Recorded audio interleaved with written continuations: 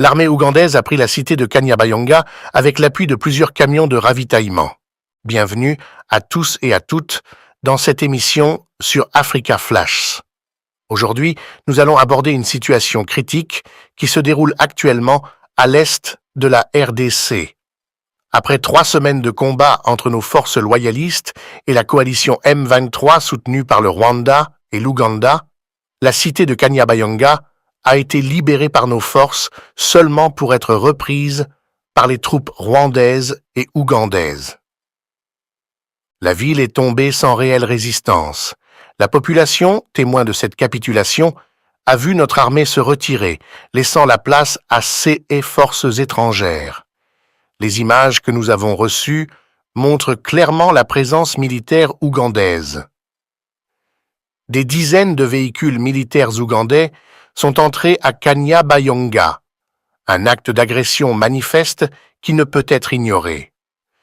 Il est insupportable de constater que malgré les preuves accablantes de l'implication ougandaise, notre gouvernement semble aveugle à cette réalité. Le ministre de la Défense et la ministre des Affaires étrangères doivent se poser des questions sur cette collusion apparente. Comment pouvons-nous continuer à coopérer avec l'Ouganda dans certains secteurs alors qu'ils nous font la guerre sur d'autres fronts? La supériorité numérique des troupes ougandaises a contraint notre armée à se retirer pour éviter une confrontation désastreuse. Cependant, cette retraite stratégique ne fait que souligner l'urgence d'une réponse adéquate à cette menace. L'Ouganda, tout comme le Rwanda, joue un rôle crucial dans cette guerre et il est impératif de le reconnaître. La question se pose, pourquoi notre gouvernement hésite-t-il à désigner clairement l'Ouganda comme un ennemi? Ce double jeu est non seulement dangereux, mais également démoralisant pour nos forces et notre population. La présence de plus de 22 camions de troupes ougandaises à Kanyabayonga est une preuve suffisante de leur agression. Pourquoi continuons-nous à traiter l'Ouganda comme un partenaire dans certains domaines alors qu'ils sont manifestement engagés dans des actions hostiles contre notre pays? Le général Chico et ses adjoints ont sans doute évalué la situation et jugé qu'une confrontation dans la ville était à éviter. Mais cette décision ne doit pas masquer la réalité. L'Ouganda est un acteur clé dans cette guerre. Il est temps de mettre fin à cette hypocrisie et de reconnaître l'Ouganda comme une menace autant que le Rwanda. Notre armée fait face à des défis énormes, mais elle reste déterminée. La population de Kanyabayonga a vu de ses propres yeux l'entrée massive des troupes ougandaises. Nous ne devons pas baisser les bras. La vérité doit être établie noir sur blanc. L'Ouganda est également impliqué dans cette guerre.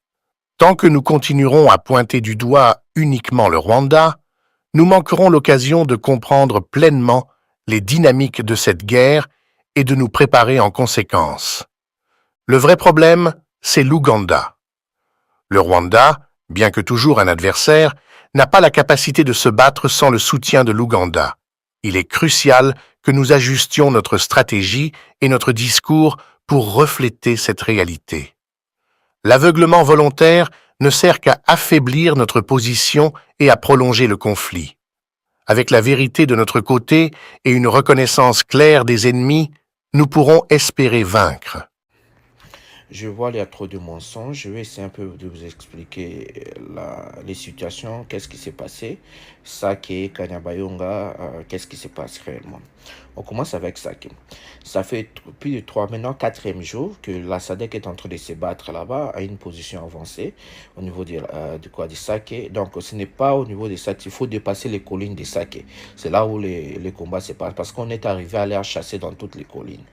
Alors la SADC a fait un bon boulot pendant tout ce temps. Ils ont vraiment éliminé beaucoup de militaires RDF et puis ils ont détruit des munitions.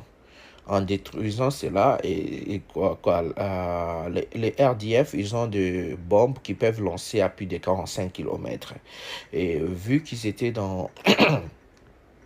Dans le problème, dans une situation d'échec, pour remonter la morale, ils ont ciblé la base parce qu'ils connaissent là où se trouve la base de la SADC. Et c'est là où ça a fait au moins 2 morts du côté sud-africain et certains blessés. Mais ce qui est vrai, ils essaient toujours de cibler les Sud-Africains. Ils ne ciblent pas les Tanzaniens ni les Malawites. Je ne sais pas pourquoi ils font cela. Je crois que c'est pour pousser l'opinion sud-africaine à s'élever contre Cyril Ramaphosa, le président. Donc on comprend cela. Donc la SADC a fait un bon boulot. Donc ils ne nous ont pas attaqués, c'est nous qui les avons attaqués. Donc c'est la SADC qui a attaqué. Et la SADC, quand je dis la SADC, il faut comprendre, c'est pas eux seuls qui se battent avec les aiglons. Vous comprenez le bataillon qu'on appelle aiglon. Alors, du côté Kanyabayonga, qu'est-ce qui s'est passé? Kanyabayonga, Vichumbi, Ruindi de ce côté-là. Il y avait eu renfort de munitions, ouais, depuis hier. Il y a eu renfort de munitions, ouais, des camions, comme marque Kamaz, parce qu'ils préparaient une attaque. Mais alors, avant qu'ils puissent renforcer cela, nous, qu'est-ce qu'on a fait? L'infanterie leur avait attaqué et nous sommes arrivés à neutraliser des colonels de leur côté. Alors, qu'est-ce qui se passe? Aujourd'hui, ils se sont préparés, ils nous ont attaqués. Ils nous ont attaqués, vous voyez, ils ne